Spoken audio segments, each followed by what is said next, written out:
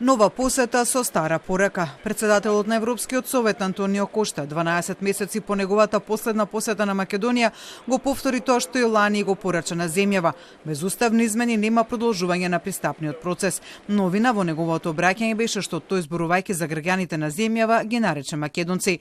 Кошта за тоа дали е прифатливо барањето на земјава да и се дадат гаранции во форма на заклучоци на Европскиот совет дека нема да има нови билатерални прашања во процесот на пристапување, избегна директно да одговори, повторувајќи пораката од лани дека тоа што е договорено и мора да се испорача.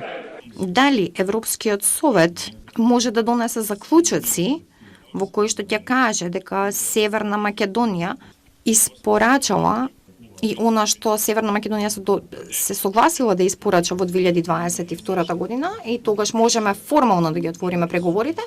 посакувам што е можно порано Европскиот совет да има услови да донесе вакви заклучоци, но за ова зависи од Северна Македонија да го направи тоа што го договорила во 2022 година. Тој меѓу другото порача дека единствениот пат да се постигне напредок кон европската интеграција е преку конструктивен диалог со соседите. Премиерот Христијан Мицкоски пак посредбата со Кошта изјави дека земјава останува цврсто определена кон европскиот пат, но оти за тоа е потребна поголема известност, поголемо лидерство, јасност и доверба од страна на Европската унија. Не бараме привилегии,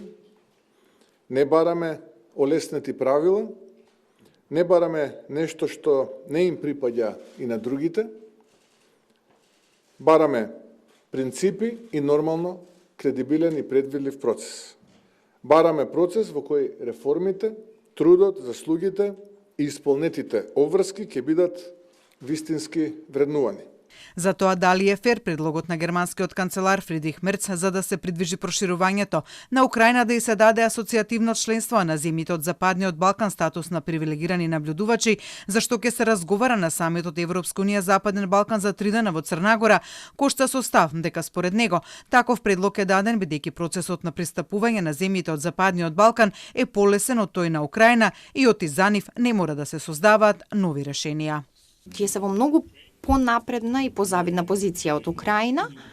и сметам дека никој не чувствува потреба да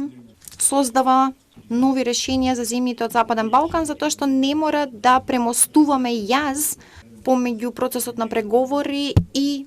целосното полноправно членство во Европската унија. Кошта за време на неколкучасовната посета на Македонија ја пофали земјава за континуираниот напор и постигнатиот опиплив напредок во спроведувањето на реформската агенда и порача дека Европската унија е најсигурниот партнер на Македонија кој останува посветен и во иднина да ја поддржува земјава и политички и финансиски.